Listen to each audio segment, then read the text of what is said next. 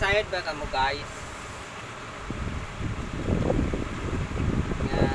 Kapilang bisis nag-viral dro ka video pero hay copyright claim imaw dahil the video ay bukan it akin. Kaya wa ako na monetize sa video. Ako ginubragin para ko dagto. Pero hinayang ako dahil umabot tayo mo sa 500 plus nga views. Dapat 1M imaw guys.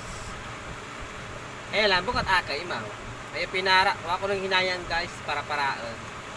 Dahil imaw duro na samad sa atang content.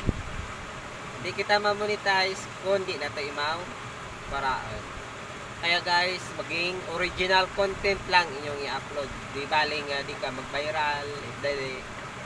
Importante, original nga content mo. So, yan lang guys, kunting tips lang.